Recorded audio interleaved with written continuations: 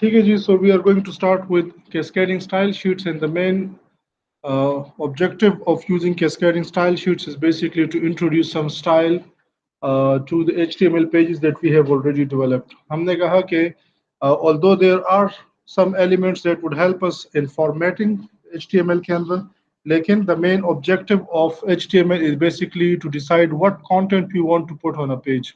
ठीक है? So for that we said we have three types of elements. We have the actual content elements.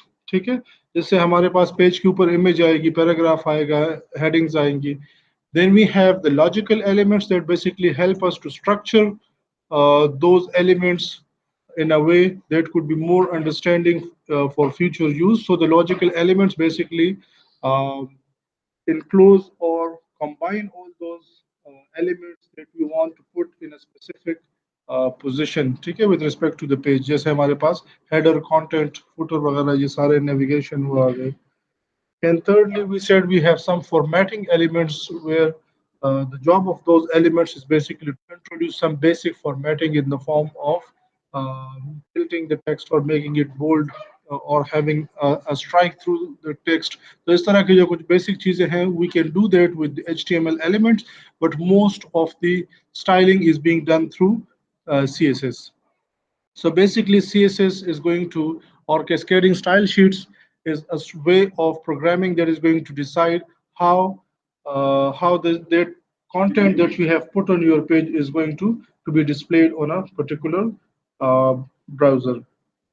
ठीक है, हर browser के अंदर एक डिफॉल्ट उसकी CSS मौजूद होती है, इसलिए जब आप कोई भी HTML कोड करते हैं, सो आपके पास हेडिंग का एक साइज होता है, कोई फॉन्ट फैमिली होती है, so there is some predefined styling. ठीक है, वो कहाँ से आती है, आपने कोई स्टाइलिंग डिफाइन नहीं की, so that comes from the default styling of the browser.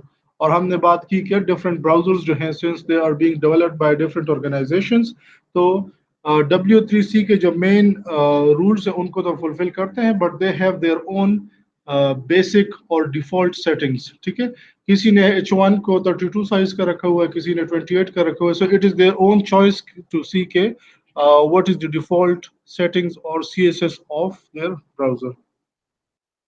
अच्छा, यहाँ पे मैं आपको स्लाइड्स पे भी साथ साथ हम इसको लेके जाते हैं, and we will do some.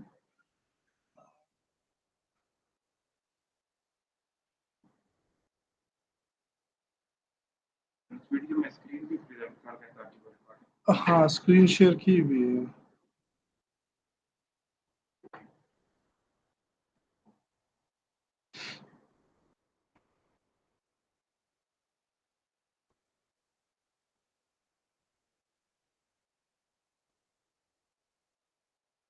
Okay.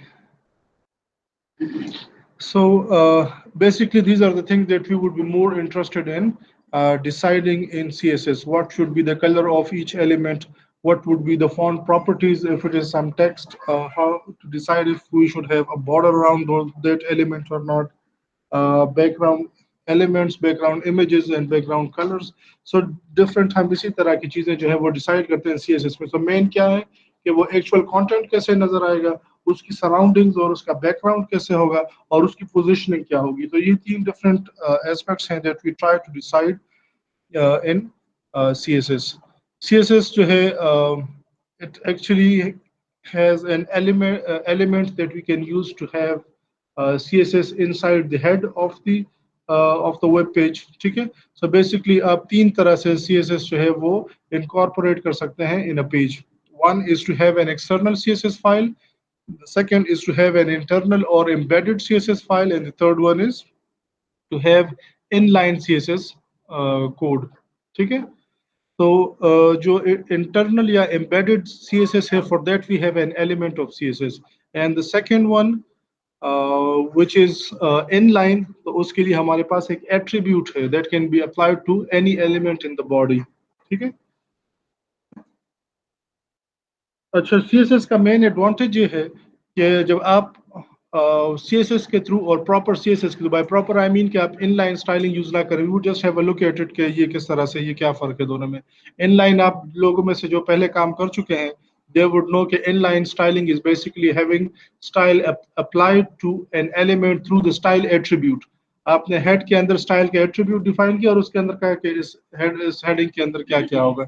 So that is basically discouraged because that is going to have lots of problems in the sense that if you have multiple headings, so either you have to repeat that code for every heading or you are going to have different headings and it won't appear good on a page. ठीक है जी. These are the different versions. Currently we are at WC, we are at CSS 3 or 3 जो है they basically have some good features that were not there in the earlier versions. एक चीज जो इसके अंदर आई है that is having those rounded corners. ये पहले नहीं थी. आपके पास अगर एक सर्कल है, so if you want to have borders of that circle, तो हमेशा borders जो है वो square या rectangular form में आते थे. So they introduced rounding of corners for the borders. तो अब आप जितनी राउंडिंग्स उसको ज्यादा करेंगे उतना वो कर्व बढ़ता जाएगा और वो एंड अप कर जाएगा एक सर्कल में. तो आप किसी भी शेप की बॉर्डरिंग जो है वो कर सकते हैं. और काफी अच्छे जो है उसमें ओपेसिटी आ गई है. ये जो है बेसिकली आपने दो चीजों को एक दूसरे के ऊपर ओवरलैप किया हुआ है. तो आपके जो फोरग्राउंड के अंदर है उसके अंदर से बैकग्राउंड नजर आ रहा है, तो उसको आप ओपेसिटी मैनेज कर सकते हैं कि वो किस तरह से आपस में ब्लेंड करेंगे. तो ये कुछ ऐसी चीजें हैं कि जो CSS3 के अंदर जो है इसको इंट्रोड्यूस किया गया है. अच्छा, ब्राउजर एडॉप्शन की जो बात है, this is something that you need to be very careful about because if you are building something professionally, so not all browsers are going to have exactly the same effect for your CSS. So it is your responsibility to check your code on multiple browsers. ठीक है. There is a website, I do not remember the exact link, वो मैं ढूंढ के आपके साथ share कर दूंगा. इफ आई से समथिंग कि मैं शेयर करूंगा और मैं ना करूं तो मुझे एक ईमेल कर दें या क्लासरूम के ऊपर एक रिमाइंडर भेज दिया करें. So that basically gives you access to multiple browsers, in fact multiple versions of each browser. अब होता ये है कि अगर आप अपनी मशीन पर टेस्टिंग करते हैं और आपके पास क्रोम का एक वर्जन है, तो आप तो क्रोम का दूसरा वर्जन यहाँ पे नहीं इंस्टॉल कर सकते. इनफैक्ट अगर आप पुराना इंस्टॉल करेंगे, वो कहेंगे कि you already have the latest version, तो आप इसको डिलीट करेंगे, फिर पुराना इंस्टॉल करेंगे और फिर आपको एक एक वर्जन डिलीट इंस्टॉल करके उसके पे चेक करना पड़ेगा और फिर दूसरे ब्राउजर का. तो इस वजह से क्योंकि जो भी प्रोफेशनली चीज़ें डेवलप करते हैं वो कहते हैं कि अच्छा लेट से 2010 से जिस ब्राउजर के जो जो वर्जन्स हैं उनके सारे वर्जन्स पे चले. उसकी वजह ये है कि हर बंदा अपने ब्राउजर को अपडेट नहीं करता, उसको अपग्रेड नहीं करता. तो अगर कोई विंडोज 7 यूज कर रहा है और उसके अंदर कोई जो है IE का कोई 6-7 वर्जन पड़ा हुआ है, so you do not expect him कि आप उसको कहें कि the page cannot be loaded, you need to upgrade your browser. वो बंद करके किसी दूसरी वेबसाइट पे चला जाएगा. So people generally try to support as many browsers and their versions as possible. तो आपको कहा जाएगा कि इससे ऊपर जो है वो सारे वर्जन जो है वो सपोर्ट करें. तो फिर आप एक एक के ऊपर टेस्ट करेंगे कि अच्छा फायरफॉक्स के इन पिछले 3-4 वर्जन पे काम कर रहे हैं कि नहीं, क्रोम पे कर रहे हैं कि नहीं, सफारी पे कर रहे हैं, तो वो डिफरेंट जो है उसके ऊपर आप चेक करेंगे. So that website basically allows you to check your website on all those versions. आप सेलेक्ट करें कि अच्छा इसके ऊपर दिखाओ, इसका व्यू कैसा आएगा, इसके ऊपर दिखाओ. तो without installing any of those आप जो है एक जगह पे सारे ब्राउजर्स के अंदर अपना पेज देख सकते हैं. Now if we come to the actual syntax of CSS, so just like we break it down for HTML, okay, whatever you code in HTML, it's going to have a starting tag that is going to have the name of the element and then the attribute and its values in the form of a name value pair. ठीक है. And if it is an element that has a closing tag, तो उसकी एक body भी होगी, otherwise everything will be in the head tag और उसके साथ self closing हो जाएगी. ठीक है. So अब आप जो भी देखें सारे elements उसी rule को follow करेंगे. The same way all the CSS that you code are going to be in this exact structure. You are going to have a selector. Selector क्या चीज है कि ये स्टाइलिंग अप्लाई किस चीज पे होगी. ठीक है. अब सेलेक्टर की डिफरेंट वेरिएंट्स है और किस तरह से सेलेक्टर्स हम यूज कर सकते हैं वो सारा डिफरेंट हो सकता है, but the exact structure is going to be the same. And then we will have multiple name value pairs just like we had in attributes for HTML. लेकिन वहां पे फर्क क्या था कि हम एट्रीब्यूट की जो वैल्यू है वो हम कोट्स में दे देते, यहाँ पे कोट्स पे नहीं देते. वहां पे एट्रीब्यूट और वैल्यू के बीच में इक्वल का साइन आता था, यहाँ पे कॉलन आएगा. ठीक है. वहां पे एट्रीब्यूट्स के बीच में मल्टीपल एट्रीब्यूट्स जब आप देते हैं, हम स्पेस देते थे बीच में, यहाँ पे आप सेमीकोलन यूज करेंगे. ठीक है। सो ये दो तीन डिफरेंसेस हैं, otherwise the same structure is going to be followed for deciding the CSS of any element. आप कोई भी सीएसएस दें, कोई भी एलिमेंट के लिए दें, यही स्ट्रक्चर हर जगह फॉलो होगा। ठीक है। और इसके अंदर कोई नेस्टिंग वगैरह भी नहीं है कि आप एक के अंदर दूसरा डिसाइड करें। We can have indirect styling, वो हम देख रहे कि एक element with respect to one element हम दूसरे की स्टाइलिंग को चेंज करें, लेकिन वो नेस्टिंग वगैरह नहीं है। तो इस तरह से बस यही स्ट्रक्चर जो है वो आप फॉलो करोगे। आपने डिसाइड करना है कि सेलेक्टर क्या होगा जिसके ऊपर आपका ये स्टाइल अप्लाई होगा, और फिर वो स्टाइल इन एक्चुअल क्या होगा, that will be in the form of name value pair. या प्रॉपर्टी या नेम क्या होगा, उसकी वैल्यू क्या होगी, अगली प्रॉपर्टी क्या होगी, उसकी वैल्यू क्या होगी, और वो इसी तरह से आप लिस्ट डाउन कर लेंगे। ठीक है। सो हमारे पास पॉसिबल सेलेक्टर्स क्या हो सकते हैं।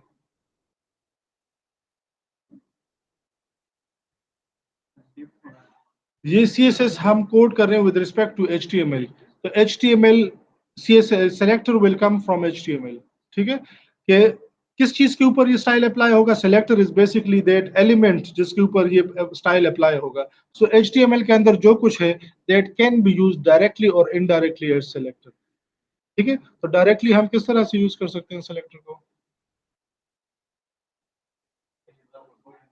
Exactly exactly। अगर बॉडी का अगर एक तो ये कि आप डायरेक्ट एलिमेंट का नाम लिखें। ठीक है। सो जो जिस एलिमेंट पे भी ये चीज अप्लाई होगी, ये सारी जो आगे आप स्टाइलिंग लिखेंगे, आप जस्ट एलिमेंट का नाम लिखें और उसके ऊपर वो सारे स्टाइल अप्लाई होंगे। और उसके बाद आपको अगर डिफरेंट स्टाइल्स पता है, उनकी वैल्यूज पता है, तो आप वो सारे उसके ऊपर अप्लाई कर सकते हैं। व्हाट इज अदर पॉसिबिलिटी जिसके ऊपर हम स्टाइलिंग अप्लाई कर सकते हैं। Exactly. We can define a class. Okay? A class in CSS is something different than what you have studied about classes in programming. A class is basically uh, it's basically assigning a name to a collection of different styling properties. ठीक है। हम यहाँ पे different style के properties लिख रहे हैं ना, कि प्रॉपर्टी ये हो, वैल्यू ये हो, प्रॉपर्टी ये हो, वैल्यू ये हो, ये हम पांच छह हमने एक साथ लिख दी। We have enclosed them in these brackets. ठीक है। अब हमने क्या किया, we have given it a name. So उसको हम यहाँ पे क्लास कहते हैं। ठीक है। अब एक दफा आपने उसको क्लास के तौर पे डिफाइन कर लिया, so now you can basically apply that style to any of the elements. अब जहां पे आप उसको अप्लाई करना चाहें आप यूज कर सकते हैं। ठीक है। Any other possibility. आईडी के ऊपर भी हो सकती है। हम एलिमेंट्स को आईडी भी असाइन करते हैं। ID is an attribute that can be assign to any HTML element. ठीक है। So when you define CSS with respect to an ID, so that means कि आप CSS एक एलिमेंट के लिए लिख रहे हैं, क्योंकि ID is expected to be unique across the page. तो जब आपको एक एलिमेंट की स्टाइलिंग डिफाइन करनी है एंड यू आर श्योर कि ये आगे पीछे कोई और यूज नहीं करेगा, तो आप उसको आईडी असाइन करें और विद रिस्पेक्ट टू आईडी उसकी CSS लिखें। A class is generally a more generic form and that is expected to be applied in multiple elements. तो जब आपके पास कोई जेनेरिक स्टाइल हो जो आपको ख्याल में पीएच जो है पैराग्राफ पेज पे भी लगेगा, आगे किसी स्पेन पे भी लग सकता है, so we apply that in the form of a class. ठीक है। So class has multiple applicability as compare to an ID that is already known के ये एक जगह पे जाके आप ऑलरेडी एक ही एलिमेंट के लिए उसको डिफाइन कर रहे हैं। ठीक है। तो this is what we mean by the selector. यहाँ पे सिलेक्टर क्या है, एम एलिमेंट है। ठीक है। वो हमने यूज किया हुआ था एम्फेसाइज के लिए जो यूज होता है। सो ये एम को क्या करेगा, उसका कलर को रेड कर देगा। So when you have this attribute और this property already defined for this element, तो आप पेज के अंदर जितने भी ये एलिमेंट्स होंगे सब पे ये प्रॉपर्टी अप्लाई हो जाएगी। ठीक है। तो आप जब एलिमेंट का नाम यूज करते हैं एज सेलेक्टर, तो उस पेज के अंदर वो एलिमेंट जितनी बार भी रिपीट होगा सब पे सेम प्रॉपर्टी अप्लाई होगी। अब यहाँ पे आप देखें कि we have combined multiple properties together and as we said we can do that if we separate them by semicolons। ठीक है। एक प्रॉपर्टी डिफाइन की, सेमीकोलन लगाया, दूसरी प्रॉपर्टी डिफाइन की, और सर हमने सारी प्रॉपर्टीज डिफाइन की। ठीक है। So we have defined these three properties for a single element. ठीक है। हमने एक ब्रैकेट के अंदर उसको एनक्लोज किया है, that single element is P। ठीक है। So whenever you have P on a page, उसके ऊपर ये सारे एट्रीब्यूट्स जो है, ये सारी प्रॉपर्टीज अप्लाई हो जाएंगे। ठीक है। इसका क्या मतलब है, मार्जिन जो है, ठीक है, that will come in the coming slides के मार्जिन क्या है। Margin is basically the space outside of the element. ठीक है। तो जब आप किसी एलिमेंट की मार्जिन बढ़ाते हैं तो वो अपने सराउंडिंग के एलिमेंट से दूर होता जाता है, ठीक है। उसकी जो स्पेस है अराउंड वो उतनी जगह खाली होती जाती है। तो आप सेम मार्जिन भी असाइन कर सकते हैं इन ऑल डायरेक्शंस, और आप डिफरेंट वैल्यूज भी दे सकते हैं। At maximum you can have 4 different margins along 4 different directions. तो यहाँ पे 5 पिक्सल्स, 0 पिक्सल्स, 10 पिक्सल्स, 0 पिक्सल्स, और ये किस ऑर्डर में स्टार्ट होता है? Top, right, bottom, left. ये हमेशा इस तरह से जो है ये ऐसे सर्कल जो है इसको पूरा करते हैं, starting from top to the left, ठीक है। तो टॉप, राइट, बॉटम, लेफ्ट। तो this is top, right, bottom, left, ठीक है। फॉन्ट वेट, फॉन्ट जो है वो थिकनेस उसकी कितनी होगी? दैट इज बोल्ड, ठीक है। बोल्ड जो है उसकी ऑलरेडी एक प्री डिफाइंड थिकनेस की वैल्यू है। अगर आप उससे खुश नहीं है तो आप उसकी अपनी कोई वैल्यू जो है वो भी सेट कर सकते हैं। आई थिंक कोई 100, 200, 300 अप टिल 900 इसकी वैल्यूज आप इस सेट कर सकते हैं। फॉन्ट फैमिली, वो फॉन्ट की जो टाइप है एग्जैक्ट वो कैसे होगी? सो जनरली ये चीज आप बहुत कम जगहों पे देखेंगे। We generally have just one value for each property. लेकिन फॉन्ट के लिए ये है कि ये आप देखें, Arial is one font family, comma another font family, comma another. तो हमने उसको 3 ऑप्शन दे दिए। 3 ऑप्शन इसलिए दिए कि पहला वाला फॉन्ट फैमिली अप्लाई करो। लेकिन आपको पता है कि मैक के अंदर जो है वो एक ब्राउजर वो यूज करेंगे इस तरह से, जो है लिनक्स के अंदर शायद उनके अपने कोई कोई ब्राउजर्स हो, कोई ओपेरा है, सफारी है। सो जरूरी नहीं है कि इनके ये फॉन्ट फैमिलीज मैच करें। तो आप जब एरियल और इस तरह के जो बहुत बेसिक हैं ये यूज करेंगे फॉन्ट फैमिली, तो वो तो ज्यादा चांसेस हैं कि वो सबके अंदर हो और उसको मिल जाएगा। But sometimes if you want to make it more stylish और आपको कोई और स्पेसिफिक फॉन्ट फैमिली ज्यादा बेहतर लग रही है, सो चांसेस आर कि वो शायद सारे ब्राउजर्स के अंदर ना हो। So you are giving it multiple options कि ये वाला इसमें खोलो फॉन्ट फैमिली, ये अगर ये ना हो तो फिर ये वाला यूज करो, ये ना हो तो फिर ये वाला यूज करो। तो आपको अगर कोई ज्यादा अच्छा लगता है जो जरा रेयर है, तो आप पहले ऑप्शन पे उसको रखें, और थर्ड पे हमेशा जो मोस्ट जेनेरिक है उसको रखें, ताकि एटलीस्ट किसी एक में तो नजर आए, ठीक है। तीनों हो फिर पहला हो, पहले वो पहले को चेक करेगा, पहला ना हो फिर दूसरे पे जाएगा, दूसरा ना हो फिर तीसरे पे जाएगा, और तीसरा भी ना हो तो फिर क्या होगा? नहीं दिखाएगा टेक्स्ट को, हाँ, ब्राउजर के डिफॉल्ट पे जाएगा, ठीक है। आपकी स्टाइलिंग जहां पे फेल होगी ना, ब्राउजर की डिफॉल्ट पीछे पड़ी हुई है। आपकी स्टाइलिंग की प्रेसिडेंस उससे हाई है, जैसे वो हम ऑपरेटर प्रेसिडेंस पढ़ते थे ना इसमें प्रोग्रामिंग में। तो आपकी स्टाइलिंग की प्रेसिडेंस हाई है ब्राउजर की स्टाइलिंग से। जहां पे आपकी स्टाइलिंग फेल हो गई वहां पे वो जाएगा ब्राउजर की स्टाइलिंग पे। जहां पे या आपने जो प्रॉपर्टी सेट की है वो होल्ड नहीं करती, जैसे इस केस में हमने बात की, या आपने कोई प्रॉपर्टी सेट ही नहीं की, आपने मार्जिन की वैल्यू सेट ही नहीं की, आपने कोई मार्जिन डिसाइड ही नहीं किया, आपने सिर्फ नीचे 2 प्रॉपर्टीज दी। अब मार्जिन कहां से आएगा? जो ब्राउजर के अंदर डिफॉल्ट मार्जिन की सेटिंग से,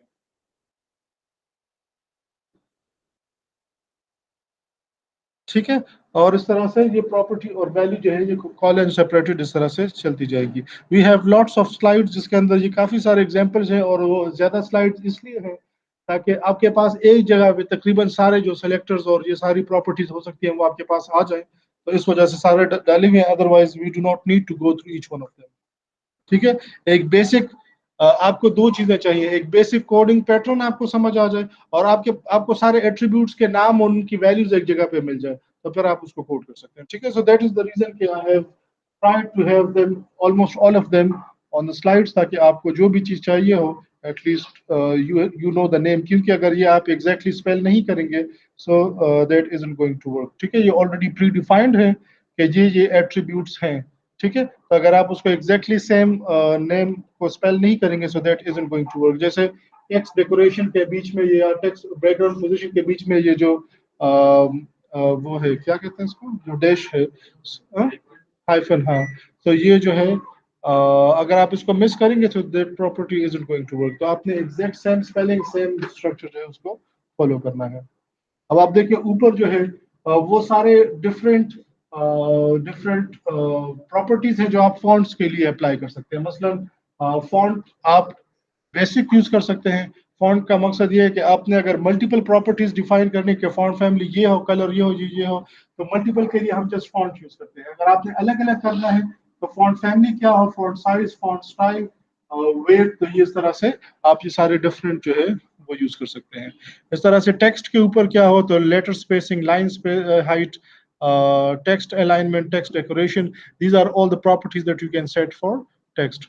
ठीक है, so if you know the names के ये, तो आपने एग्जैक्टली ये सारे इसी तरह से अप्लाई करने कि you will have a selector, you will have any of these properties और उसकी कोई वैल्यू पर आप अप्लाई करेंगे। ठीक है, फिर size, layout, sizing, spacing, list वगैरह ये सारे इस तरह से आप अप्लाई कर सकते हैं। जो लास्ट में आपको लिस्ट का वो नजर आ रहा है कि लिस्ट स्टाइल क्या होगा, तो उसके वो जो बुलेट्स वगैरह हैं या उसकी शेप आप चेंज कर सकते हैं। आप उसकी जगह इमेज यूज कर सकते हैं, जैसे मैंने आपको कहा था कि आप इमेजेस को स्टाइल के तौर पे ले सकते हैं। और लिस्ट स्टाइल टाइप जो है वो एक पर्टिकुलर टाइप जो है वो आप डिफाइन कर सकते हैं। तो यहाँ पे स्टाइल के लिए आपके पास मल्टीपल प्रॉपर्टीज आ जाती है और ये पर्टिकुलर उसकी टाइप को डिसाइड करेगा। ठीक है जी। अच्छा, ये जितनी हमने स्टाइल की प्रॉपर्टीज देखी, some of them will have values in the form of text and some will have numeric values. ठीक है, लेट्स सी कि हमने यहाँ पे टेक्स्ट वाले कोई एग्जांपल देखिए कि नहीं। हाँ, फॉन्ट वेट जो है that is bold, colour is red. तो कुछ प्रॉपर्टीज आपकी ऐसी होगी कि उसकी जो वैल्यू होगी वो कोई टेक्स्ट होगा, कोई इस तरह से टेक्सचुअल वैल्यूज की होगी, और वो भी कोई भी वैल्यू नहीं होगी, वो प्री डिफाइंड कुछ सेट ऑफ वैल्यूज में से ही कोई वैल्यू उठाएगा। मतलब आपके पास जो कलर्स के जितने नेम्स डिफाइंड हैं इसके अंदर, ये सिर्फ उन्हीं नेम्स को यूज करेगा, उससे बाहर आप कोई नाम देंगे तो ये उसको यूज नहीं करेगा। ठीक है, इस तरह से बोल्ड और ये सारा हम कोई भी यहाँ पे नाम नहीं दे सकते। Bold is already pre known कि प्रॉपर्टी की वैल्यू बोल्ड हो तो मैंने कितना उसको थिक करना है। सो ये कुछ इस तरह के टेक्स्ट बेस भी आ सकते हैं, और कहीं पे हम न्यूमेरिक वैल्यूज भी सेट कर सकते हैं। ये देखें 5, 0, 10। सो हमारे पास इस तरह से दो तरह की वैल्यूज होंगी, या तो वो टेक्स्ट होगा या वो न्यूमेरिक वैल्यू होगी। अगर टेक्स्ट होगा तो फिर we don't have any issue, क्योंकि वो एक कीवर्ड है और उसके पीछे जो चीज अप्लाई होगी, जैसे रेड के पीछे क्या करना है, टेक्स्ट को कौन सा कलर असाइन करना है, that is being known by the browser. ठीक है, जहां पे वैल्यू न्यूमेरिक हो, नंबर में उसकी वैल्यू आएगी, कोई प्रॉपर्टी है उसकी वैल्यू नंबर में, जैसे मार्जिन कितना है, स्पेसिंग कितना है, उसके लिए हम जो वैल्यू यूनिट नंबर देंगे उसके साथ हमें यूनिट लगाना पड़ेगा। ठीक है, ताकि ब्राउजर को पता चले कि हम किन यूनिट्स में बात कर रहे हैं। So the units can be divided into two, that are default units, sorry absolute units and relative units. ठीक है, सो एब्सोल्यूट में आपने जो भी यूनिट दे दिया, that value is going to mean the same on all devices on all screen sizes. ठीक है, so that's why we generally avoid absolute units. Relative units are the ones that are going to be adjusted according to the size of the screen. ठीक है, सो यहाँ पे कुछ एक दो example हैं। अगर आप PT दें, PT is like a point. ठीक है, पॉइंट का शॉर्ट है, PX is short for pixel, IN is short for inch. तो ये pixel is going to remain the same on all screens, inch is going to remain the same on all screens. Percentage means के इसका कितना percent, percent of the parent. ठीक है, तो इस तरह से whatever the size is, उसका परसेंट बेस्ड आप जो भी डिसाइड करेंगे तो वो अकॉर्डिंगली सेट करेगा। ठीक है, यानी मेरे पास लेट से आपने अक्सर देखा होगा कि लोग जो है वो वेबसाइट की जो विड्थ है उसको फुल एंड टू एंड नहीं लेके जाते, इस तरह से एक वो थोड़ा सा स्पेस जो है लेफ्ट और राइट पे छोड़ा होता है। कुछ वेबसाइट्स ऐसी होती हैं कि वो कंप्लीटली स्प्रेड आउट नहीं करती स्क्रीन पे, थोड़ा सा सेंटर में रहती है। ठीक है, सो अगर आपने इस तरह की कोई वेबसाइट बनाई है एंड यू सेट कि मेरी वेबसाइट की जो विड्थ है वो 1000 पिक्सल्स होगी और 200 पिक्सल इस साइड पे छोड़ दो, 200 इस साइड पे छोड़ दो। अब होगा क्या कि अगर किसी ने इतनी स्क्रीन पे खोला हुआ है तो वो अगर उसकी पूरी विड्थ जो है वो 200 पिक्सल्स है, तो वो 200 पिक्सल्स छोड़ के, क्योंकि आपने एब्सोल्यूट यूनिट्स यूज किए हैं, आपकी पूरी वेबसाइट उसके उस तरफ नजर नहीं आएगी, और उसके उस तरफ उसने 200 पिक्सल्स और छोड़े होंगे और एक लंबी सी स्क्रॉल बार उसके साथ आ रही होगी। So that is the reason के आप जब एब्सोल्यूट उसको यूज करेंगे, सो दैट मीन्स के things aren't going to look the same on different device sizes.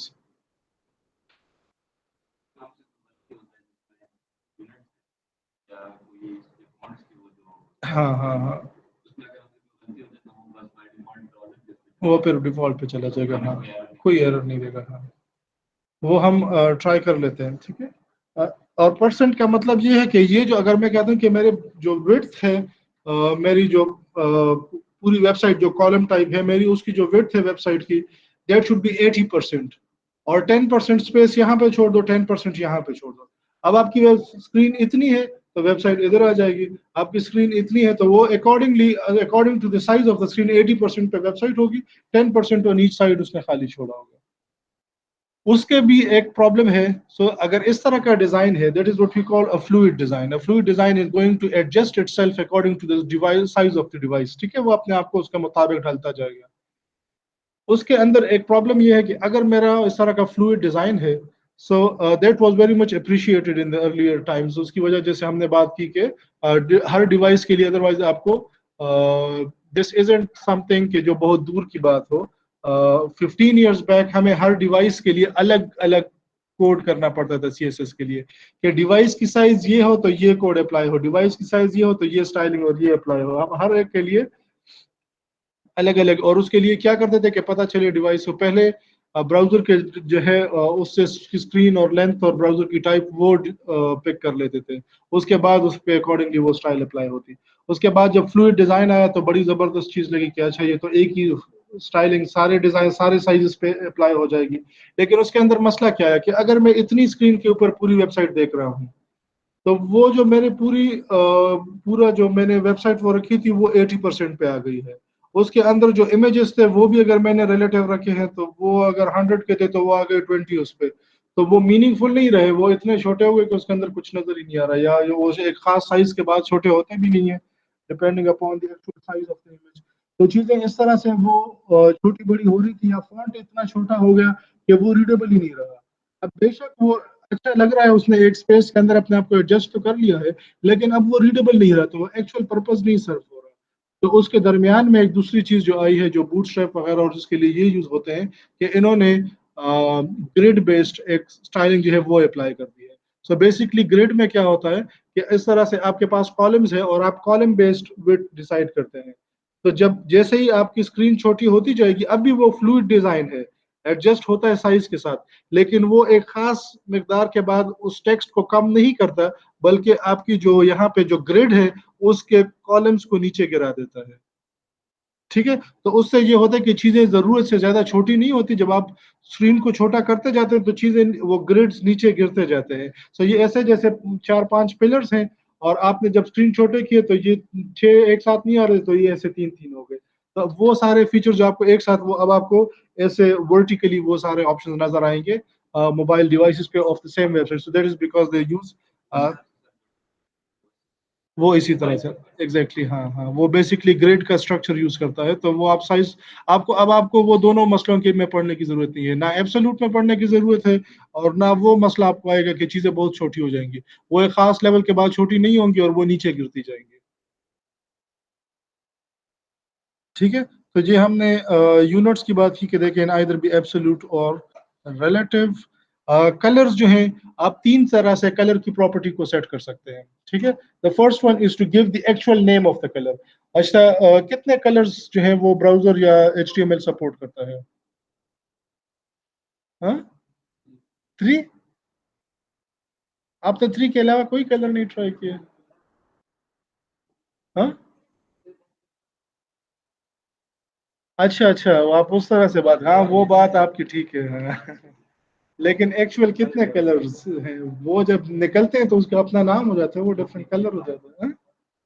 कितने? 256 जीरो से स्टार्ट होता है। ठीक है, सो 256 डिफरेंट कलर्स जो हैं वो ये सपोर्ट करता है। उसकी क्या वजह है? ब्राउजर की, सॉरी, ये आपके स्क्रीन की रिजोल्यूशन तो आजकल बड़ी बेहतर है, बहुत ज्यादा कलर सपोर्ट कर सकते हैं स्क्रीन। अच्छा, उसकी वजह ये है to keep this light weight. ठीक है, ह्यूमन आई जो है वो इससे ज्यादा कलर्स में डिफरेंशिएट ही नहीं कर सकती। ठीक है, तो इन्होंने 256 का एक बैंड दिया हुआ है कि आप इसके अंदर से कोई भी कलर यूज कर सकते हैं, विच इज बेसिकली जैसे इन्होंने कहा कि ये जो 3 कलर्स हैं इनके डिफरेंट कॉम्बिनेशन के डिफरेंट शेड्स हैं। ठीक है, तो उसको डिसाइड करने के लिए आपके पास ये 3 तरीके हैं। या तो आप डायरेक्ट नाम दे दें, जैसे ऊपर colour red, colour hot pink, ये डायरेक्ट नाम आप डिसाइड कर सकते हैं। लेकिन कितने कलर्स के नाम हैं? शायद 15 के हों, 17, 18, 20, मे बी 25, उससे ज्यादा नाम आपको नहीं मिलेंगे। बाकी कलर्स हैं उनके कोई खास प्री डिफाइंड इस तरह के नाम नहीं है। तो आप वो सेट कर सकते हैं, लेकिन आपके पास लिमिटेड ऑप्शन है। आप आरजीबी की कॉम्बिनेशन से कलर्स वो कर सकते हैं। लेकिन इसमें कोई खास कलर डिसाइड करना बड़ा मुश्किल होता है, क्योंकि हमें नहीं पता कि इस आरजीबी की इस कॉम्बिनेशन से कौन सा कलर आएगा, और फिर जब आपको अच्छा नहीं लगता और आप उसको चेंज करते हैं, so that basically makes it a very painful process. तो this is the most frequently used approach, जो और एचटीएमएल के प्री डिफाइंड कोड्स हैं। ठीक है, एचटीएमएल ने सारे कलर्स को कोड दिए हुए हैं, और ये कोड्स किस में है? ये हेक्सा में है। ठीक है, हेक्सा डेसिमल पता है आपको, वो 1 to 16 जो नंबरिंग सिस्टम है। सो आप हैश लगाएंगे उससे पहले जो वैल्यू है कलर की, और उसके बाद 6 डिजिट्स हेक्सा की एक वैल्यू देंगे, और उसके अंदर ये सारे कलर जो है ये आपके अकोमोडेट हो जाएंगे। ठीक है। F F F F F F का क्या मतलब है? हाँ? जब आप कलर जो है वो एफ एफ एफ कर देंगे, हाँ, आरजीबी में सारी सबकी वैल्यू 255 हो तो क्या होगा? वाइट। हाँ, तो एफ एफ पे आपको जब सारे एफ होंगे तो वाइट होगी, सारे जीरो होंगे तो ब्लैक होंगे, इन बिटवीन आपको वो सारे मिल जाएंगे। इसमें भी आपको different values at random try करने की जरूरत नहीं है। आप जाके H T M L colours के उस पे जाएं, W3 स्कूल्स पे भी आपको मिल जाएगा। एक ही पेज के ऊपर आपके पास ये सारे कलर उनके कोड्स लिखे हुए हैं, जस्ट चेक करें, जो कलर आपको बेहतर लग रहा है उसका कोड कॉपी करें और वहां पे पेस्ट करें। In CSS also we have comments and we put them like this, ठीक है, / asterisk और फिर comment. अच्छा, let's just start coding something, ठीक है।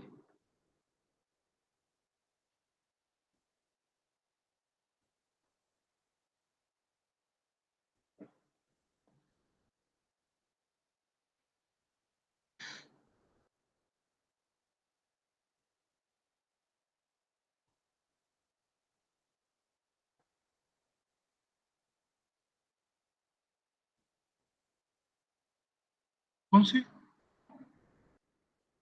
अपलोड नहीं होगी शायद, स्लाइड्स में आज अपलोड कर दूंगा। ठीक है, आपको एक टास्क भी मिलेगा और स्लाइड्स भी, और ये सारी चीजें आप क्लासरूम के ऊपर देखें, ठीक है। अच्छा, हमने पहली बात क्या की थी? We have to define doc type is HTML. HTML doc type होता है, it means कि we are coding in HTML5। हाँ, सेम है। मोबाइल HTML5 के बाद जो है HTML के अंदर मोबाइल के एप्लीकेशंस काफ़ी ज़्यादा बनने शुरू हुए हैं, और उसकी वजह यही है कि जो मोबाइल बेस्ड जो सारे प्रॉब्लम्स थे, वो इसने इन अ वे एड्रेस ऐसे कर लिए कि वो साइज के इश्यूज और वो सारे बेहतर हो गए। सो विद HTML5 ज़्यादातर मोबाइल के एप्लीकेशन HTML के अंदर ही बनते हैं। वो बाकियों के अंदर वो सपोर्ट नहीं थी, और वो फिर आपने, अगर आप लोगों को याद हो, तो मोबाइल के लिए अलग वर्जन बनता था वेबसाइट का, वो एम डॉट या कुछ इस तरह से होता था, जो उसका एक रिड्यूस्ड वर्जन होता था उस वेबसाइट का। अब एक ही वेबसाइट होती है, आप डिफरेंट डिवाइसेस पे सेम वेबसाइट। अच्छा, so first we will have HTML, ठीक है, ये उसका स्टार्टिंग और क्लोजिंग हो गया। Then we are going to say have head and body.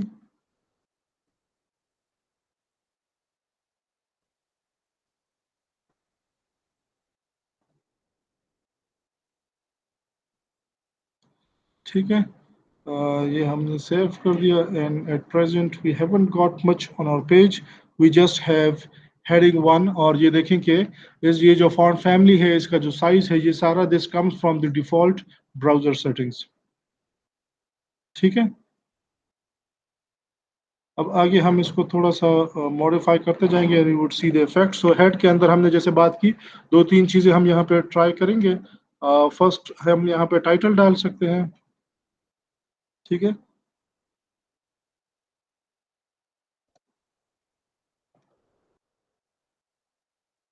और हम यहाँ पे कुछ मेटा डिफाइन कर सकते हैं।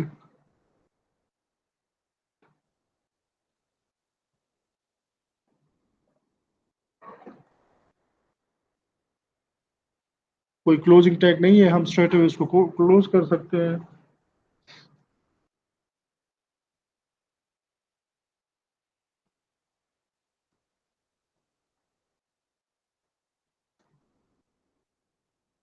ठीक है, तो जो मर्जी आप इस तरह से वो कर सकते हैं। एक चीज जो है मेटा के अंदर वो लाजमी आपको करना चाहिए, that is a basic element of HTML5 view port का एग्जैक्ट मुझे उसका वो कोड याद नहीं है, और इट्स इन मेटा। और इसके अंदर हम व्यू पोर्ट जो है वो सेट करते हैं। व्यू पोर्ट बेसिकली, हाँ व्यू पोर्ट, बस जो भी उसका वो पूरा है बस उसको एज इट इज कॉपी करके हर वेबसाइट के यहाँ पे डाल दिया करें। वो ऑटोमेटिकली जो चीज़ें हैं उसको अकॉर्डिंग टू स्क्रीन साइज जो है वो अपने आप को एडजस्ट करता जाएगा। ठीक है, so that is a new property of HTML5। अगर आपने उसका ख्याल नहीं भी रखा हुआ तो still it's going to adjust itself according to the size of the screen. ठीक है गया जी। Then we are going to have some paragraphs.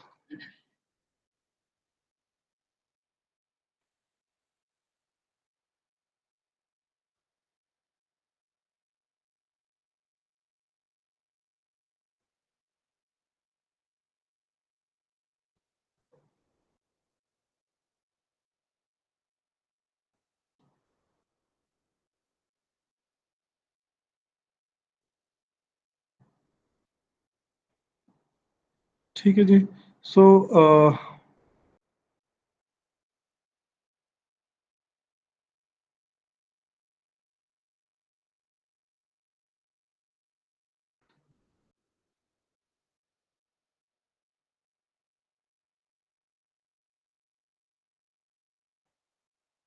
This is the content that we have on our page. और हमने बात की कि if you do not apply any settings they are being used, what is defined in the browser is default. ठीक है, सो हमने तीन तरह से कहा कि हम स्टाइलिंग यूज कर सकते हैं। So the first one is basically to use the style attribute. ठीक है, इसको हम कहते हैं स्टाइल का एट्रीब्यूट हम यूज करेंगे इस एलिमेंट के अंदर। और यहाँ पे अगर मैं इसको कहूँ कलर रेड, ठीक है, स्टाइल के अगर आप यहाँ पे यूज करते हैं एट्रीब्यूट तो the everything all the stylings are going to be in quotes. और फिर नेम वैल्यू सेपरेशन वही उसी तरह से होगी जैसे हम CSS फाइल के अंदर करते हैं। नेम कॉलन वैल्यू, अगर आपको मल्टीपल चाहिए तो आप सेमी कॉलन लगा के यहाँ पे और भी वो सेट कर सकते हैं। Let's say may be line height को हम सेट कर दें 5 पिक्सल्स पे। ठीक हो गया, तो इसलिए इस तरह से हम कर सकते हैं। और ठीक है, लाइन हाइट हमने कम रखी है तो वो लाइंस एक दूसरे के अंदर जो है वो मिक्स हो रही हैं और कलर उसने रेड कर दिया है। This type of styling is not recommended. ठीक है, ये हमने बात की कि why it's not recommended, because it's very specific to a single element. तो अगर मुझे ये हर पैराग्राफ के अंदर चाहिए तो मुझे कॉपी पेस्ट करना पड़ेगा। ठीक है, ये स्टाइलिंग तो मैंने इसी पैराग्राफ के अंदर जाके डिफाइन किए तो ये दूसरी पैराग्राफ पे नहीं अप्लाई होंगे। So if I have multiple paragraphs, ये स्टाइल वहां पे नहीं अप्लाई होंगे। अगर मुझे यहाँ से कॉपी पेस्ट करना पड़े तो कोड की डुप्लीकेशन होगी। और अगर मैं ये ना यूज करूँ, कोई डिफरेंट स्टाइलिंग यूज करूँ, तो मेरे सारे पैराग्राफ्स एक जैसे नहीं लगेंगे और उनके अंदर कंसिस्टेंसी नहीं रहेगी। तो either way it's not a good approach to use styling.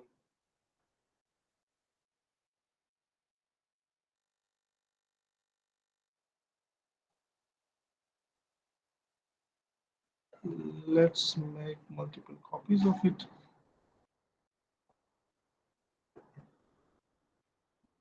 ठीक है, the second approach is to use the style element in the head section. वो स्टाइल की एट्रीब्यूट थी, now this is the style element। और यहाँ पे हम उसी तरह से कोड करेंगे, यहाँ पे हम सेलेक्टर भी देंगे। वहां पे हमने सेलेक्टर इसलिए नहीं दिया कि हम सेलेक्टर जो जिस पे अप्लाई होना था उसके अंदर कोड कर रहे थे। So the selector is let's say paragraph. और ये हमारे पास करली ब्रैकेट्स आ जाएंगे। क्या स्टाइल इस पे अप्लाई करेंगे? The colour is going to be blue semicolon. font size is going to be 14 pixels, um, and background color is going to be gray। ठीक हो गया, ये हमने कुछ स्टाइल्स अप्लाई की। और ये अब किस पे अप्लाई होंगी?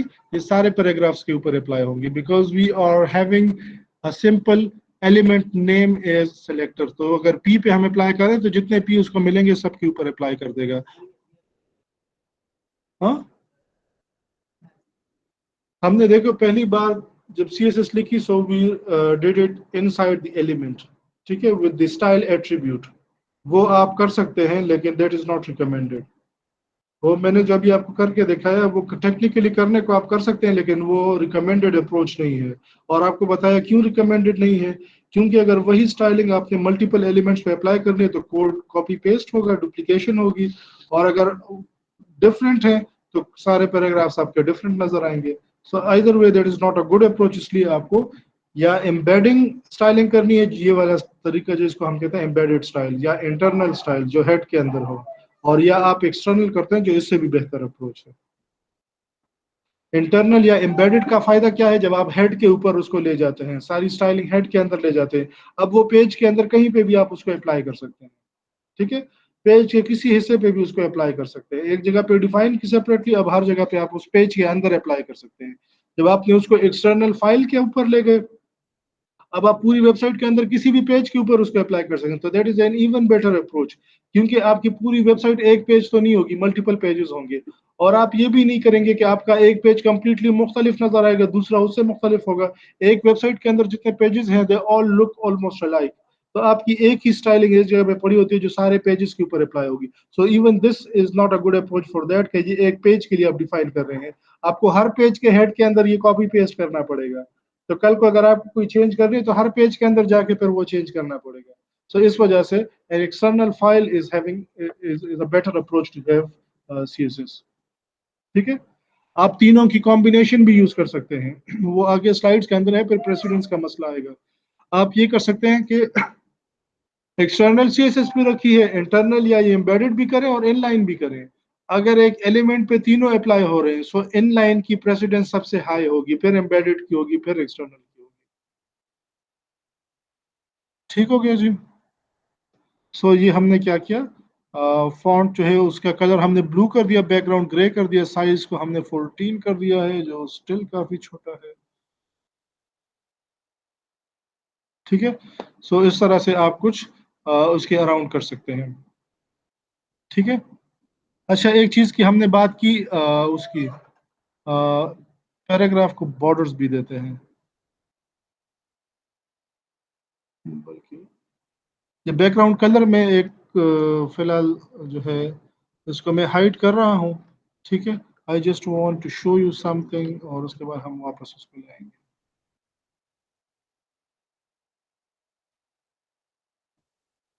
अच्छा जी, मेरे पास एलिमेंट्स हैं, ठीक है, मुझे एग्जैक्ट नहीं आइडिया कि इनके जो बाउंड्रीज हैं वो कहाँ से कहाँ तक हैं। So now if I let say apply a property over here, मैंने बैकग्राउंड को फिलहाल कमेंट आउट किया हुआ है। मार्जिन 10 पिक्सल्स, 10 पिक्सल्स का क्या मतलब है, अगर मैं एक वैल्यू दूं तो क्या मतलब है मार्जिन का, चारों तरफ उतना ही मार्जिन होना चाहिए। हाँ, नहीं नहीं, चारों पे करेगा। एक वैल्यू देंगे तो वो चारों पे अप्लाई होगा, दो वैल्यूज देंगे तो क्या होगा, टॉप बॉटम और लेफ्ट राइट। एक वैल्यू टॉप डाउन की पहली, फिर लेफ्ट राइट की। ठीक है, और चार वैल्यूज देंगे तो हर एक के लिए फिर टॉप, और ऑर्डर ये होगा टॉप राइट बॉटम लेफ्ट। तो ये मैंने एक वैल्यू दी है विच मीन्स के चारों तरफ एक ही काम करो। ठीक है, तो ये इसका मार्जिन थोड़ा सा आपको फर्क लगेगा, थोड़ी सी चीजें जो है वो उसने ऐसे कर दी है। अब यहाँ पे मैं एक और काम करता हूँ, and that is spacing. I think it's पेडिंग, and that is also 10 pixels. ठीक है, क्या फर्क पड़ा, दोनों से एक ही काम नहीं हो रहा। ये देखें, जो स्पेसिंग ने पेडिंग ने किया और जो मार्जिन ने किया, दोनों में क्या फर्क है, दोनों ने टेक्स्ट के अराउंड स्पेस को बढ़ा दिया है।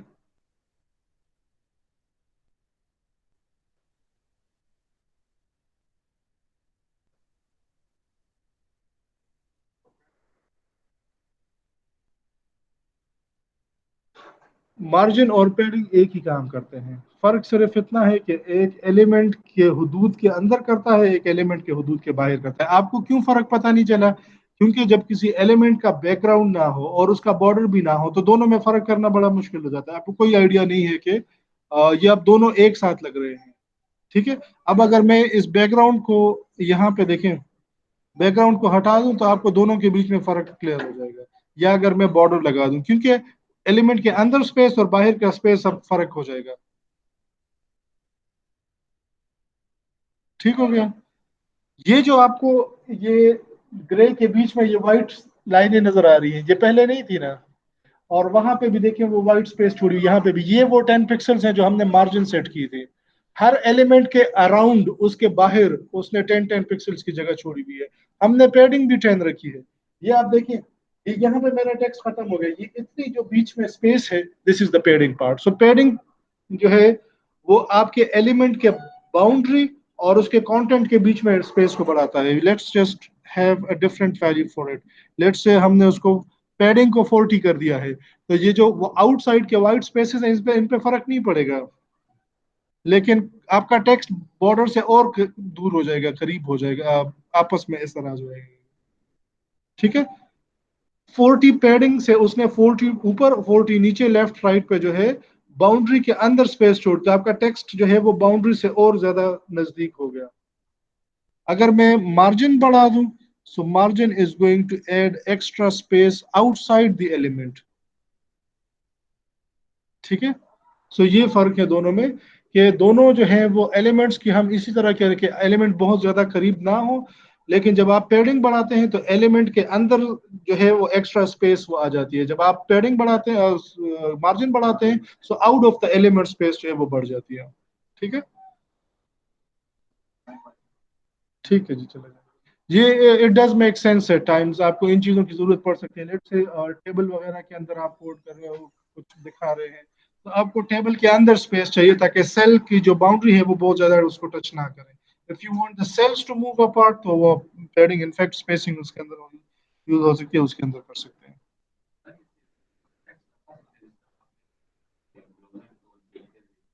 हाँ हाँ हाँ। हाँ हाँ। उस टाइम पे तो जावास्क्रिप्ट के थ्रू हम करते, क्योंकि जावास्क्रिप्ट के थ्रू भी आप स्टाइलिंग अप्लाई कर सकते हैं, लेकिन यहाँ पे अब कुछ स्पेसिफिक वो आप सेट कर सकते हैं। CSS3 के अंदर जो है इस तरह के खास कि आप उसकी एक पर्टिकुलर वो डिसाइड कर सकते हैं कि ये जो है प्रॉपर्टीज ये इसके ऊपर अप्लाई होगी, तो वो इन पर्टिकुलर, जैसे वो इफ एल्स की तरह के चेक्स होते हैं उस तरह नहीं होते, लेकिन एक खास वो हो सकते हैं। मैं आपको एक एग्जांपल यहाँ पे दे सकता हूँ कि लेट्स से यहाँ पे मेरे पास एक एंकर है, हमने बात की कि एंकर जो है वो उसके लिए हम यूज कर सकते हैं।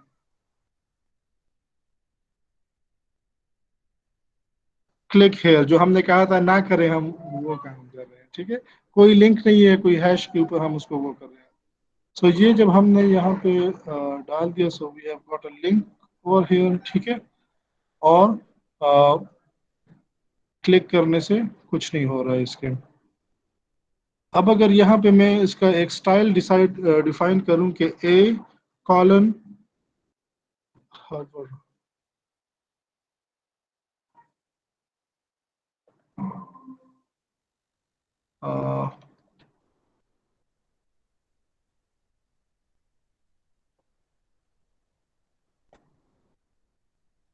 ठीक हो गया। तो अब ये क्या करेगा, मैं जस्ट आपको यहाँ पे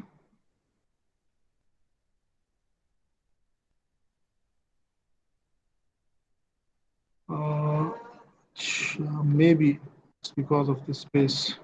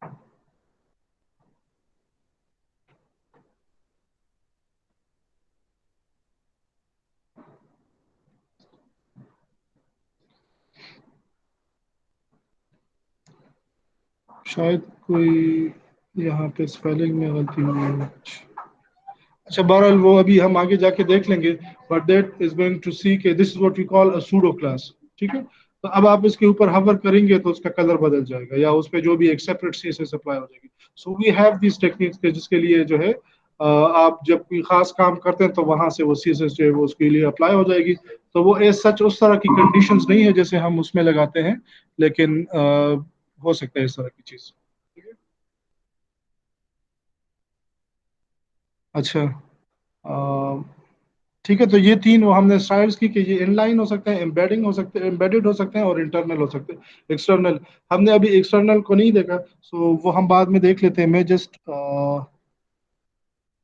ठीक है, so this is the inline example that we said कि ये आपको नहीं करना चाहिए। ये एम्बेडेड है या इंटरनल है जो अभी हमने ट्राई किया। And then this the external one is basically to have that whole file separately save. ठीक है, जैसे हमने डॉट सीएसएस के अंदर सेव किया, और इसको आप एज एन एक्सटर्नल फाइल जो है यहाँ पे इंपोर्ट कर लें। अच्छा जी, उस तरह से नेम वैल्यू पेयर उसकी बात हो रही है। फिर एक काम जो आप कर सकते हैं सी सी उसमें सेलेक्टर में, that is to merge multiple selectors together. ठीक है, आप कॉमा सेपरेटेड ये काम कर सकते हैं। P comma div comma aside, इन तीनों एलिमेंट के लिए ये प्रॉपर्टी है।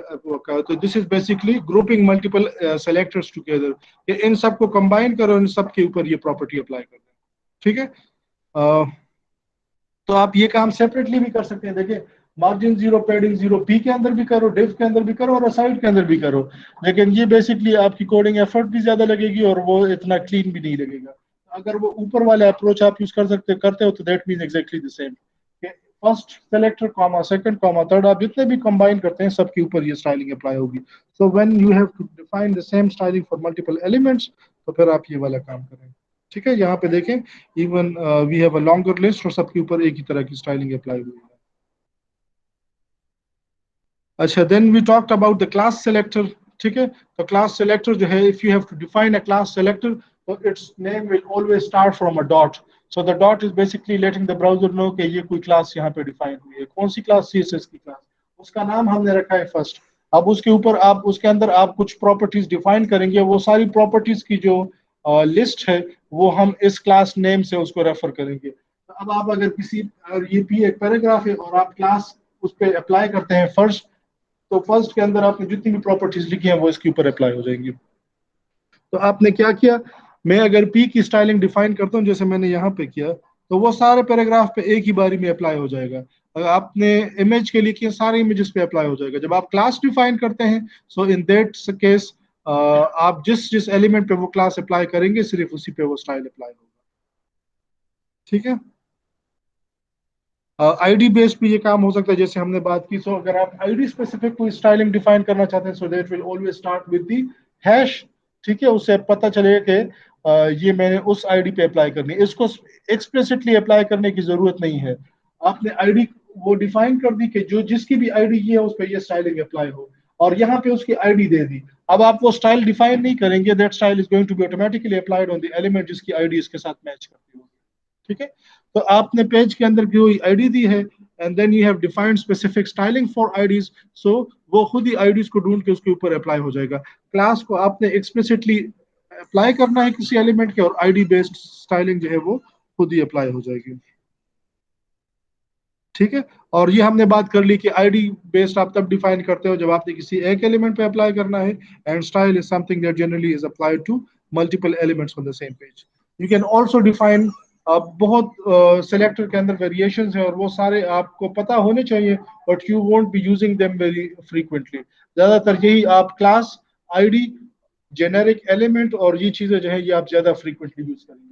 आप एट्रीब्यूट के ऊपर भी कर सकते हैं, जैसे ये स्क्वायर ब्रैकेट्स में टाइटल आ रहा है, इट मींस के अप्लाई दिस स्टाइलिंग जो हमने इन ब्रैकेट्स के अंदर डिफाइन की है, apply this styling on all the elements जिनकी एट्रीब्यूट की प्रॉपर्टी डिफाइंड है, सॉरी टाइटल की प्रॉपर्टी डिफाइंड है। टाइटल की वैल्यू जो भी हो, लेकिन टाइटल का जो एट्रीब्यूट है या प्रॉपर्टी है वो उस एलिमेंट के अंदर डिफाइंड हो। ठीक है, तो जिसके अंदर टाइटल का एट्रीब्यूट होगा उन सब पे ये स्टाइल अप्लाई हो जाएगा। And this is what I was rushing for pseudo selectors, ताकि हम देखें हमने गलती क्या की है।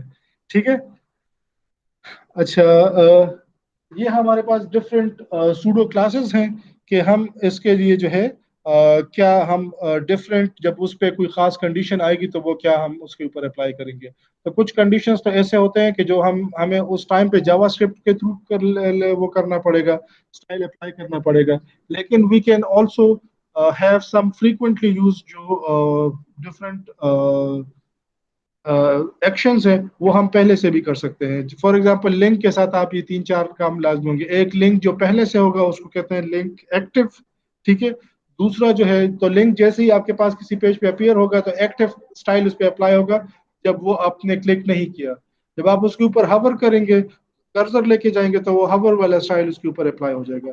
जब आप उसके ऊपर जो है क्लिक करेंगे और वापस आएंगे तो वो जो विजिटेड वाला कलर है फिर वो अप्लाई हो जाएगा उसके ऊपर। तो इस तरह से आप ये डिफरेंट स्टाइल, और इन जनरल जो है वो लिंक वाला अप्लाई होगा।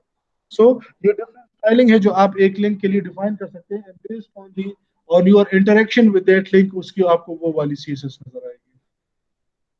ठीक है। और हमने कोई गलत तो नहीं किया, टेक्स्ट डेकोरेशन के अंदर डैश डाला हुआ था, अंडरलाइन ही यूज किया था, कलर की प्रॉपर्टी भी ऐसी यूज की थी, हवर की स्पेलिंग भी ठीक है। तो बहरहाल इसको अच्छा नहीं लगा। अच्छा, तो ये इस तरह से ये काम हम कर सकते हैं। लेट्स अच्छा, ए हबर, और उसको हमने ये कहा हुआ है। अच्छा, फॉन्ट साइज बोल्ड किया हुआ है ना, साइज तो बोल्ड नहीं होता, फॉन्ट वेट बोल्ड होता है। साइज तो हमने साइज वो रखना है कुछ। लेट से उसको हम 20 पिक्सल्स कर देते हैं। और टेक्स्ट डेकोरेशन जो है उसको हम कर लेते हैं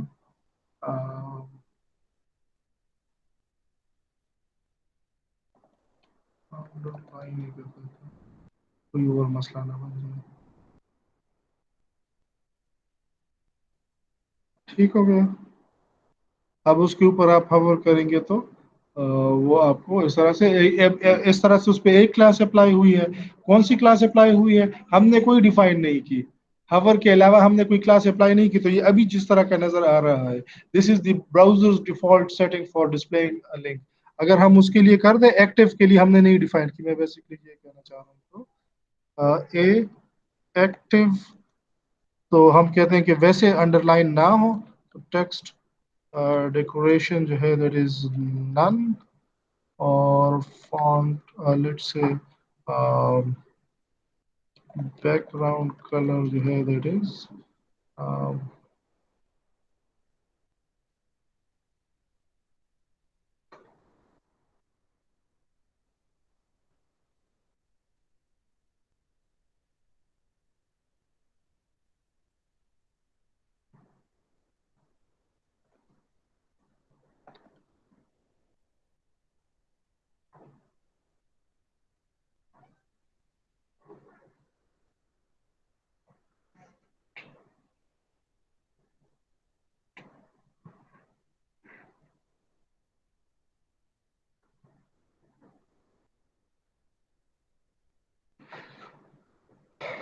नन नहीं होता।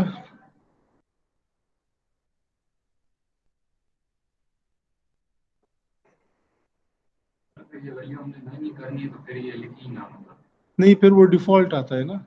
अब जी देखें, ये अभी भी अंडरलाइन है। तो ये अंडरलाइन क्यों है, ये ब्राउजर के डिफॉल्ट में है कि जब भी लिंक हो तो वो अंडरलाइन होना चाहिए। तो अगर हम कहते हैं कि नहीं, बस ये नीचे लाइन ना आए, तो फिर आपको नन करना पड़ेगा। हम नहीं डिफाइन करेंगे तो वो ब्राउजर के डिफॉल्ट पे जा रहा है।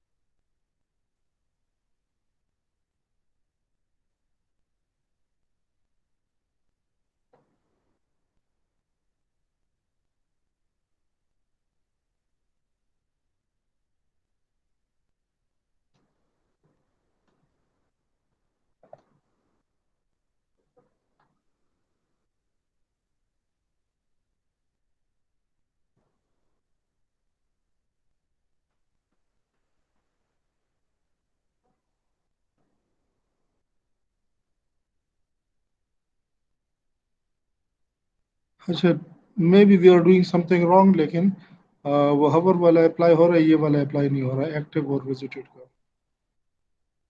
ठीक है। So it's always a good idea कि आप अपने पास जो है ये लिस्ट ओपन रखें इनके नामों की, ताकि स्पेलिंग बेस्ड मिस्टेक ना हो। एक चीट शीट जो है वो मैं इसकी भी आपके साथ शेयर कर लूंगा। तो whenever you program in C S S, तो आप सी एस एस की चीट शीट जो है वो सामने खोल लें, और जो भी प्रॉपर्टी आपने अप्लाई की है बस जस्ट कॉपी पेस्ट करें इंस्टेड ऑफ टाइपिंग देम, ताकि इस तरह की मिस्टेक्स जो हैं वो कम से कम हो। वो आपको दो चीजें बताई कि ये हर प्रॉपर्टी हर एलिमेंट के लिए नहीं होती, कि ये प्रॉपर्टी किस किस एलिमेंट के लिए अप्लाई हो सकती है, और फिर आप उसका एग्जैक्ट स्पेलिंग जो है वो क्या है जो आप यूज कर सकते हैं।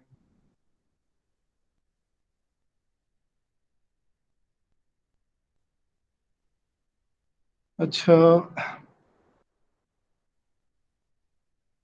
कुछ सेलेक्टर्स जो हैं this is what we call contextual selectors, ठीक है। या डिसेंडेंट्स सेलेक्टर, ये बड़े काम की चीज है, और ये आपको एक एलिमेंट के थ्रू दूसरे एलिमेंट की प्रॉपर्टी को मॉडिफाई करने में हेल्प करता है। ठीक है। अब ये क्या बता रहा है, अभी देखने देखें बीच में कॉमा नहीं है। अगर ये div कॉमा p होता तो ये जो भी स्टाइलिंग होती that would be applied on both all the divs and on all the p's। लेकिन जब div स्पेस p है, इसका मतलब ये है कि ये स्टाइलिंग जो है इस ब्रैकेट के अंदर जो कुछ है, वो सारी स्टाइलिंग उस पैराग्राफ के अंदर के ऊपर अप्लाई करो जिसका पेरेंट जो है वो div है। ये अब वो आपको कहा था कि HTML जो है it makes a tree like structure. जब आपने एक पेज, अब देखिए हमारा पेज क्या है, ये जो हमने कोड किया हुआ है, हेड है उसके अंदर जो है कुछ मेटा और वो है, फिर बॉडी है, बॉडी के अंदर H1 है, और फिर P है और एंकर है। सो ये बेसिकली H1 सारे P और ये एंकर जो है ये सारे सिबलिंग्स हैं, they are all at the same level. इन सब का कॉमन पेरेंट क्या है, बॉडी। ठीक है। तो इस तरह से एक डिव होगा, उस डिव के अंदर जितने भी P हैं उनके ऊपर ये प्रॉपर्टी अप्लाई करो। ठीक है ना। सो ये मतलब है जब आप इस तरह की जो है सेलेक्टर यूज करते हैं, और इसका मकसद ये नहीं है कि ये डायरेक्ट चाइल्ड हो। ठीक है। बस पेरेंट्स के अंदर ये सारे इसके पेरेंट्स हैं, जो डिफरेंट लेवल्स हैं ये सारे इसके पेरेंट्स हैं। सो पेरेंट्स के अंदर कहीं पे डिव हो और यहाँ पे एलिमेंट पी हो, तो ये उसके ऊपर अप्लाई कर देगा। ठीक है। और अगला जो है दैट सेज, हैश से क्या पता चल रहा है, आईडी है। कोई भी एलिमेंट है जिसकी आईडी मेन है, फीमेल एलिमेंट का नहीं पता, उसका चाइल्ड है डिव, जरूरी नहीं है कि इमीडिएट मतलब इस एलिमेंट के अंदर डायरेक्ट डिव ना हो, उस एलिमेंट के अंदर एक दो और एलिमेंट हो और उनके अंदर डिव हो, वो भी ठीक है।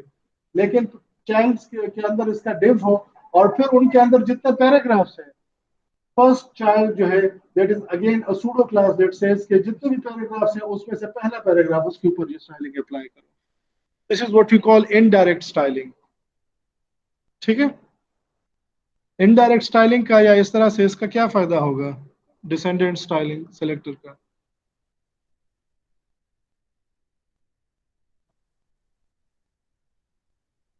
हाँ। हाँ। नहीं नहीं नहीं। वो तो फिर आपको सेम क्लास हर चीज के ऊपर अप्लाई करनी पड़ेगी। ये तो हम एक को सेलेक्ट करके उसकी विद रेफरेंस टू दे दूसरे पे CSS अप्लाई कर रहे हैं। डिव को सेलेक्ट करके पी पे स्टाइलिंग अप्लाई कर रहे हैं विद रेफरेंस टू डिव।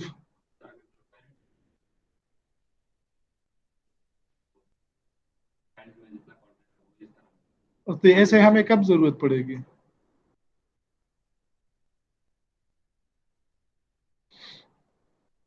ये देखिए, एक तो इंटरेक्टिविटी के अंदर इस चीज की जरूरत पड़ सकती है कि आपने एक एलिमेंट को हाईलाइट कर दिया है और पूरे ब्लॉक को, और उसके अंदर कुछ बटन भी हैं, उसके अंदर कुछ टेक्स्ट भी और एक इमेज भी, और आप चाहते हैं कि वो CSS सब पे अप्लाई हो, तो आपको उन सब पे वो क्लास अप्लाई करनी पड़ेगी जावास्क्रिप्ट के अंदर, अगर आप ऐसा काम करना चाहते हैं। तो आपकी एफर्ट रन टाइम पे वो ज्यादा है। अगर आप ये वाला काम करते हैं तो आप पेरेंट के ऊपर क्लास अप्लाई करें और बाकी सारे उसके अकॉर्डिंगली सेट हो जाएगा। ये जो हमारे डिफरेंट वो है ना, आप जो देखते हैं कि अच्छा इस स्टाइलिंग के ऊपर ये कैसा लगेगा, इसके ऊपर कैसे लगेगा, तो they basically apply one styling to a root, और बाकी अकॉर्डिंगली खुद सेट कर देते हैं। तो आपको हर एक एलिमेंट के ऊपर स्टाइल अप्लाई करने की जरूरत नहीं पड़ेगी। ये मैं अभी आपको एक एग्जांपल के तौर पे करके देखता हूँ। अब हम क्या करेंगे यहाँ पे, एक डिव डिसाइड कर लेते हैं, ठीक है। और इस डिव के अंदर हमने ये तीन पैराग्राफ्स बंद कर दिए, एक को हमने उससे बाहर छोड़ दिया है।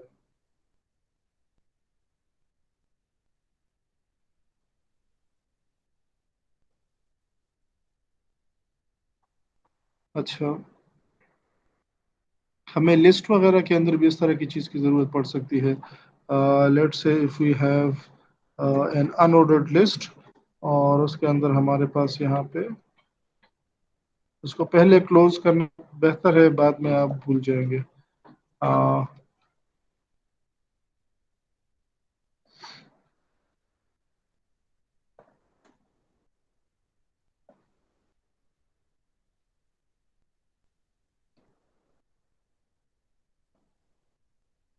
ठीक हो गया।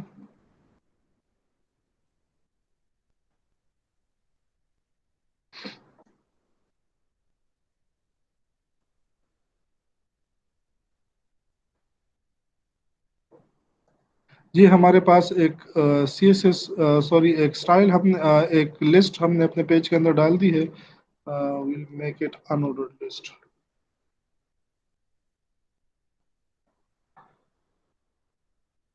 और इसको मैं वापस 0 0 कर रहा हूँ मार्जिन और पैडिंग को, ताकि हमारे पास स्क्रॉल हमें ना करना पड़े। अच्छा, अब आप देखें कि यहाँ पे ये देखें, हमने एक अनऑर्डर्ड लिस्ट डिफाइन की, उसके अंदर लिस्ट आइटम तीन डाले, ऑरेंज, मैंगो और ग्रेप्स। अब अगर मैं इस अनऑर्डर्ड लिस्ट पे स्टाइलिंग अप्लाई करता हूँ,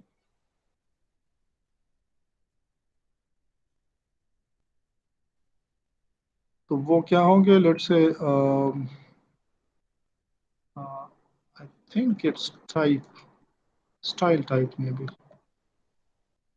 तो ये हमेशा अपने पास वो खोल के रखें, ताकि आप ये मिस्टेक्स ना करें, ठीक है। मैं फिलहाल तुक्के से चल रहा हूँ। नहीं चला। अच्छा, हाँ, लिस्ट स्टाइल, हाँ लिस्ट स्टाइल है कि स्टाइल स्टाइल है?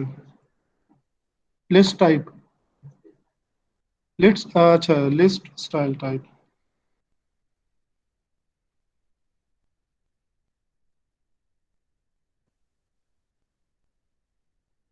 ठीक है, स्क्वेयर्स हो गए। अब यहाँ पे मैं जितनी भी स्टाइलिंग अप्लाई करूंगा, और इसको मैं कहता हूँ कि चलें, so this is what we have applied on. मैं कहता हूँ कि इसको ऐसे कर ले, बल्कि लेट्स मेक इट, अच्छा, अगर मैं ऐसे करूँ, ठीक है। स्क्वायर लिस्ट, मैंने इस क्लास का नाम रख दिया है। आपने क्लास का नाम जितने भी देखे वो डॉट से चीजें शुरू होती है। अगर मैं इसको UL.SQ लिस्ट कर दूं, अब क्या होगा, ये एरर देगा कि नहीं?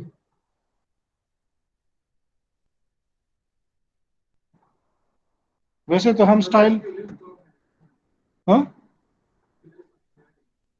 नहीं, ये हमने क्लास डिफाइन किया ना, डॉट लग गया उसके आगे। हम जनरली क्लास ऐसे डिफाइन करते हैं ना, हमने अप्लाई नहीं की। हमने डिफाइन ऊपर कर ली, नीचे हम अप्लाई करेंगे, हमने अभी अप्लाई नहीं की। ठीक है, लेकिन डिफाइन तो हम कर सकते हैं ना, बहुत सारी क्लासेस आप डिफाइन कर सकते हैं, बाद में अप्लाई कर लें। हमने क्लास डिफाइन की .SQ लिस्ट, स्क्वायर लिस्ट हमने उसका नाम रखा है। अगर मैं उसको यहाँ पे ऐसे कर दूं, तो इससे क्या फर्क पड़ेगा?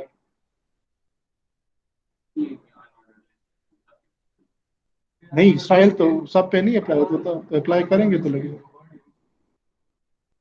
देखें, हमने एक कहा था कि अगर आप लिस्ट एलिमेंट का नाम दें, तो उस एलिमेंट पे ऑटोमेटिकली सारे वो स्टाइलिंग अप्लाई हो जाए। अगर मैं पी के अंदर जो भी स्टाइल लिखी है वो पी के ऊपर ऑटोमेटिकली अप्लाई हो गई, हमने अप्लाई नहीं की। क्लास आप लिखते हो तो वो ऑटोमेटिकली अप्लाई नहीं होती, आपको अप्लाई करनी पड़ती है, ठीक है। तो मुझे अब यहाँ पे इसके अंदर जाके ये स्टाइल अप्लाई करूंगा मैं, तो फिर ये जाके अप्लाई होगा।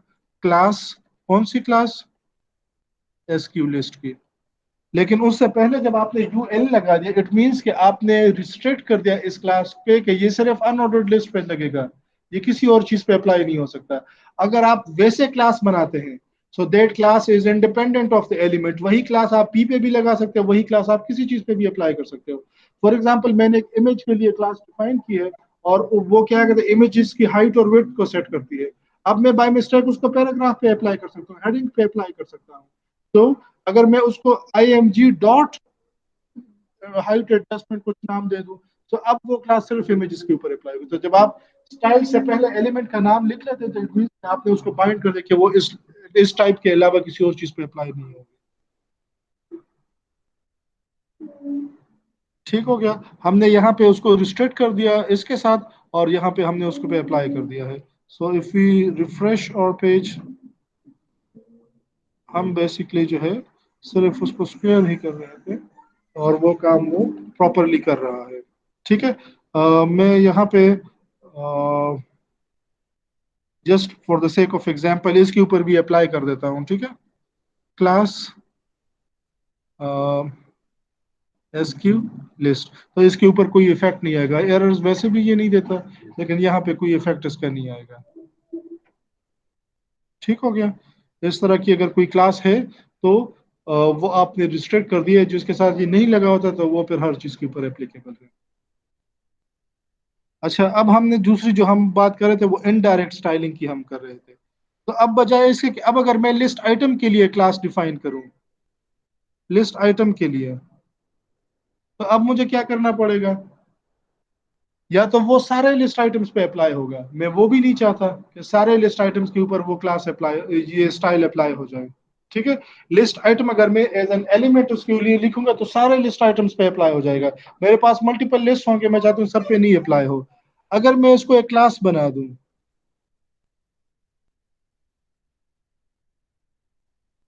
ठीक है, अगर मैं इसको एक क्लास बना दूं, अब मुझे हर लिस्ट आइटम के अंदर जाके ये क्लास अप्लाई करनी पड़ेगी। यहाँ पे जो मेरे पास मल्टीपल लिस्ट आइटम्स हैं, हर एक के अंदर जाके मुझे ये क्लास अप्लाई करनी पड़ेगी, which again is quite a lengthy process. तो मैं क्या करूंगा, इसको ये मैं क्लास हटा दूंगा, और इसको मैं क्या कहूंगा कि डॉट एस क्यू लिस्ट या UL dot S Q list दोनों ठीक है, और यहाँ पे स्पेस दे दूंगा। अब मैं क्लास सिर्फ ऊपर पेरेंट पे अप्लाई करूंगा अनऑर्डर्ड लिस्ट पे, और नीचे लिस्ट आइटम और वो सारी चीजें खुद एडजस्ट हो जाएंगी। और इसको मैं कहता हूं कि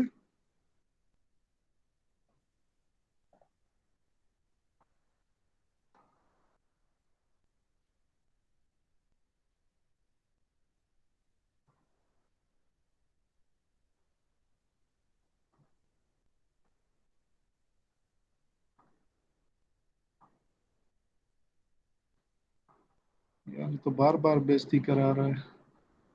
अच्छा, we have applied this S Q list on an element जिसपे ये एस क्यू लिस्ट लगा हो, उसका चाइल्ड तो ये नहीं होगा ना, चाइल्ड तो उसका लिस्ट आइटम होगा। ठीक है। वो एलिमेंट जिसके ऊपर ये क्लास अप्लाई हो, और उसका कोई चाइल्ड हो लिस्ट आइटम का, उसके ऊपर ये प्रॉपर्टी अप्लाई करूंगा। ठीक हो गया, तो उसके ऊपर वो चीज अप्लाई हो गई है। अ, अच्छा, अब इसके अंदर एक फर्क ये है कि हम ये ऐसे कर सकते हैं। जब हम इसको ऐसे करेंगे, इसका मतलब है डायरेक्ट चाइल्ड। ठीक है। जब आप ये देंगे तो इसका मतलब है डायरेक्ट चाइल्ड, अगर आप ये ना दें तो कोई भी चाइल्ड। कोई भी चाइल्ड का मतलब ये कि हायरार्की के अंदर कहीं पे भी आता है। ठीक है। अगर मेरे पास डिव है और मैं कहता हूँ कि जिस डिव के अंदर पी हो, तो ये हो सकता है कि डिव के अंदर डिव हो, फिर डिव हो, फिर उसके अंदर पी हो, but still that would be considered a child in this case. अगर ऐसा है कि इसकी हायरार्की के नीचे कहीं पे पी है, तो उस पी के ऊपर ये स्टाइल अप्लाई कर दो। और अगर हम ये सिंबल अप्लाई करें, इसका मतलब है कि इसका डायरेक्ट चाइल्ड हो, फिर करो। डायरेक्ट चाइल्ड का मतलब ये कि इसके अंदर ही डिफाइन हो, बहुत ज्यादा नीचे ना हो। अब अगर मैं यहाँ पे इसको कहूँ कि ये एज अ लिंक हो,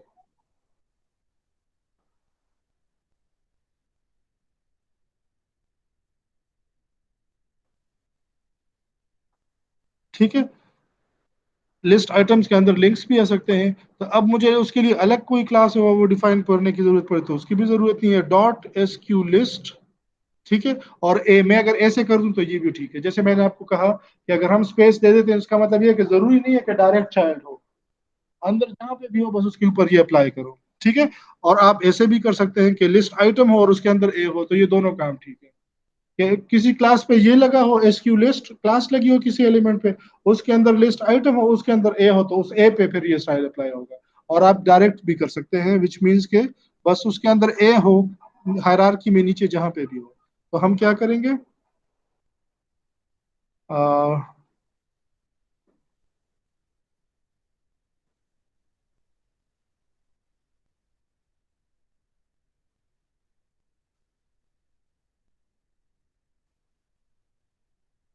अच्छा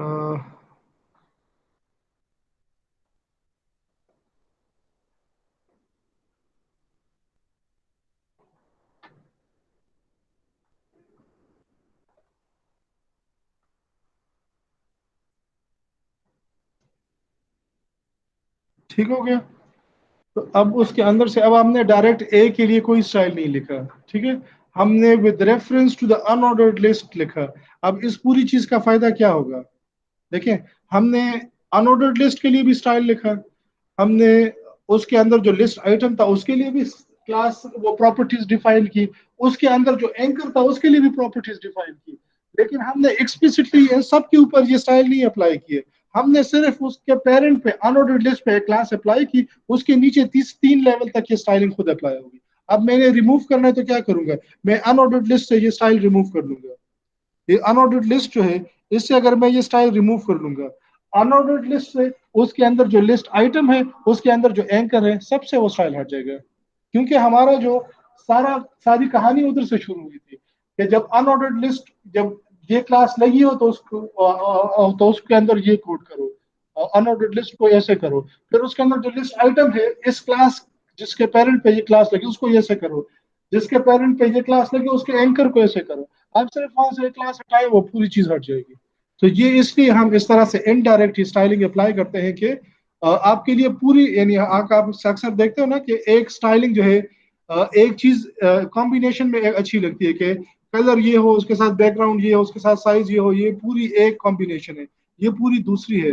तो मुझे बहुत सारे क्लासेस ना अप्लाई करने पड़े, मैं एक क्लास अप्लाई करूंगा तो वो पूरी एक तरह से नजर आएगी। फिर आप कहते हैं कि नहीं ये अच्छा नहीं है, ये दूसरा ट्राई करो, आप सिर्फ क्लास का नाम चेंज करेंगे और उससे वो जो दूसरी पूरी हायरार्की है वो पूरा स्टाइल अप्लाई हो जाएगा, just by changing one name.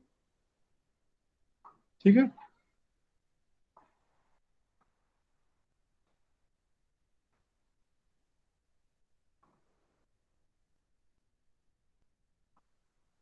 अच्छा, इसमें कॉन्फ्लिक्ट्स भी आ सकते हैं, जैसे हमने बात की कॉन्फ्लिक्ट्स 2-3 तरह से आ सकते हैं। कॉन्फ्लिक्ट की पहली वजह क्या हो सकती है, बताएंगे? ये बस इसी के ऊपर खत्म कर देते हैं, फिर अगली क्लास में यहाँ से स्टार्ट करेंगे।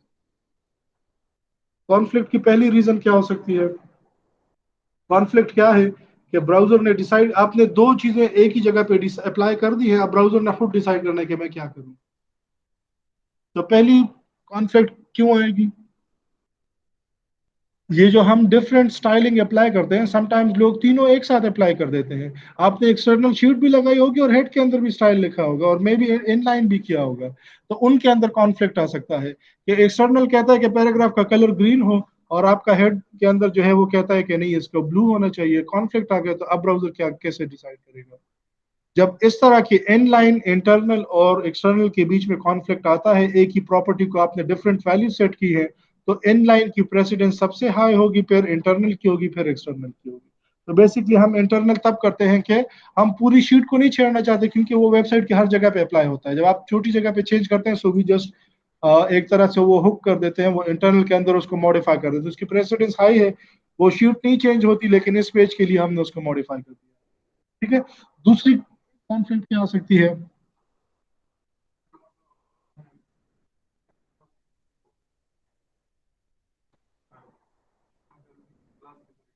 हाँ इस तरह से वो आ सकता है कि आपने एक एलिमेंट के लिए इनलाइन भी वो की हुई, लेकिन आपने उस पर कोई क्लास अप्लाई की है जिसके अंदर दूसरी प्रॉपर्टी है, या इनहेरिटेंस के तौर पे भी हो सकती है कि कुछ प्रॉपर्टी, हर प्रॉपर्टी इनहेरिट नहीं होती, जो पोजीशन रिलेटेड प्रॉपर्टीज हैं वो इनहेरिट नहीं होंगी, दूसरी प्रॉपर्टीज इनहेरिट होंगी। यानी मैंने अगर पेरेंट के ऊपर बैकग्राउंड कलर अप्लाई किया हुआ है कि ये बैकग्राउंड, तो उसके अंदर जितने चिल्ड्रन है सब का बैकग्राउंड वो हो जाएगा, तो it's a property that is inherited. ठीक है। तो जो प्रॉपर्टी इनहेरिट हो रही है वो एक प्रॉपर्टी ऊपर से इनहेरिट हो रही है और एक मैंने इसका भी डिफाइन किया, यानी मैंने एक डिफ की बैकग्राउंड कलर सेट की कि वो ये हो, और उसके अंदर पैराग्राफ है तो पैराग्राफ इनहेरिट करेगा उसको, लेकिन पैराग्राफ के अंदर मैंने एक दूसरी बैकग्राउंड कलर सेट की हुई है, तो वहां पे जो ज्यादा स्पेसिफिक है वो वाली प्रॉपर्टी अप्लाई की। नेचुरली तो वो इनहेरिट करेगा, लेकिन अगर पी के अंदर अपनी कोई चीज डिफाइंड है तो फिर वो इनहेरिट नहीं करेगा, वो फिर अपनी वाली यूज करेगा। ठीक है, तो जो चीज इनहेरिट हो रही है वो अगर आपने specific to that element define किया, वो फिर इनहेरिट वाली प्रॉपर्टी नहीं यूज होगी, उसकी अपनी प्रॉपर्टी यूज होगी। ठीक है, एंड द थर्ड इज जैसे हमने बात की कि जो डिफरेंट, एक जो है वो डिफरेंट जगह पे प्रॉपर्टी डिफाइन करने की बात आ गई, एक जो है वो इनहेरिटेंस और उसकी आ गई, और तीसरी जो है वो ओवरलैप की आती है, जो यहाँ पे they have named it as specificity and that is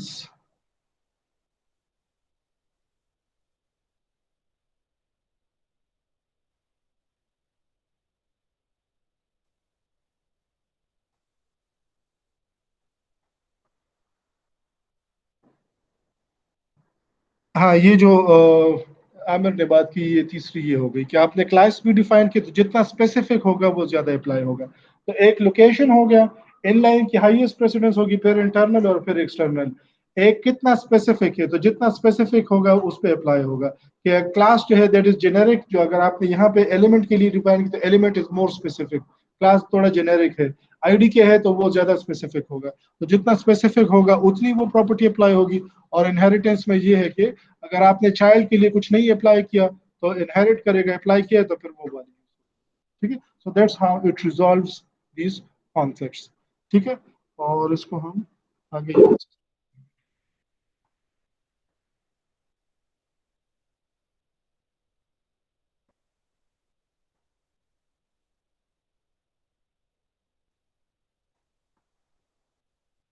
hello.